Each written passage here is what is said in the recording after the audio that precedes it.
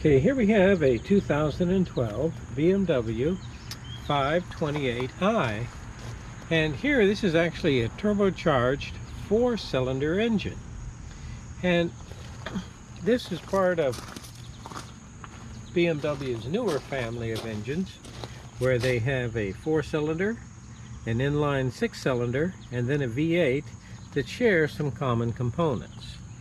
Now this particular vehicle, direct ignition and direct injection. Yes, the high pressure injection system is injecting gasoline directly into the combustion chamber.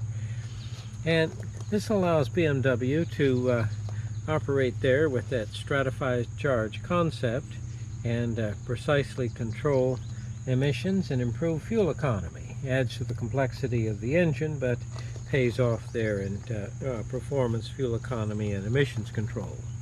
Now, this is, of course, a turbocharged vehicle right here. Now, I know it says twin power turbo, but there's only one turbocharger here on this model. Sometimes what they mean by that is that it has a turbine section that's designed such that it can spin up real easily there on the initial acceleration to try and reduce turbo lag. Okay. This vehicle is actually with us today to have the rotors and brakes replaced. And here as we move over here to the side of the vehicle, as we look through the alloy wheel, we see a brand new rotor and a set of premium pads. Reusing the old brake pad wear sensor.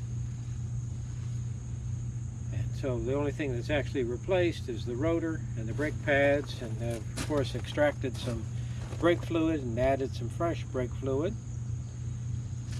Now, one of the problems that we had with this vehicle, and let's go ahead and walk around the vehicle and take a look. This is a used car.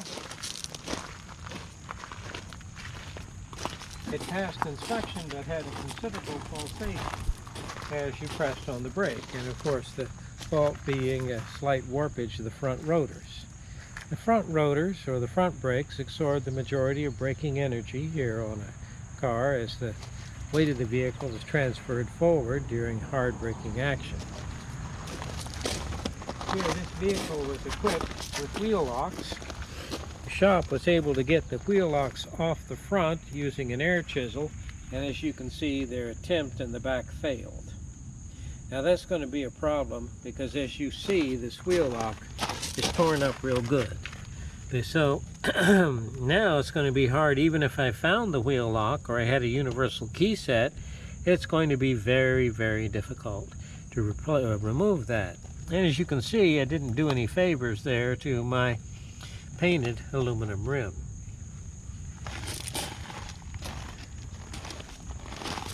Now the car has not been cleaned yet, so it is dirty. And they didn't touch the wheel lock on this side yet, but it is possible to purchase a set of BMW style wheel locks. This wheel lock is very difficult to get off because using some of the wheel lock tools, you'll notice that it's very flat. It's hard to get the socket on it, the threads onto it in a counterclockwise rotation to try and take it off. It's very thin here between the wheel lock and the rim, and it's recessed, so it really makes it difficult. If you don't have the wheel lock socket, it's very difficult to take that off. All right, let's take a look at our 528i. Like I said, this is 2012. The actual production date is 09/11. Yeah, this nice beige interior doesn't look too bad. It's a little dirty. One problem with a light color interior is that it shows dirt very easily, so you have to be real careful.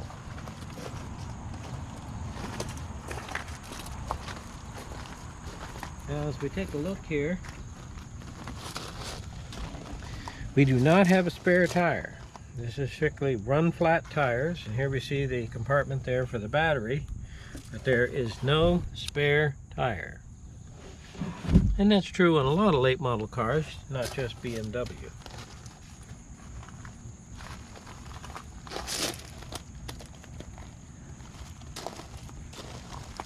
Now, on some models of BMW, I can actually fold the seat down. And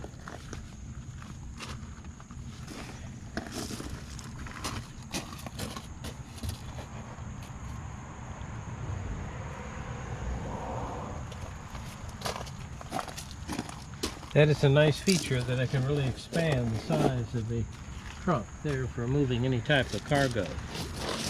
But apparently this is not one of them.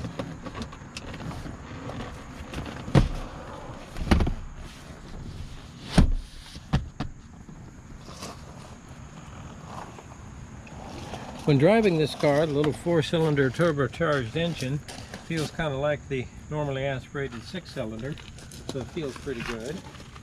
Nice and quiet.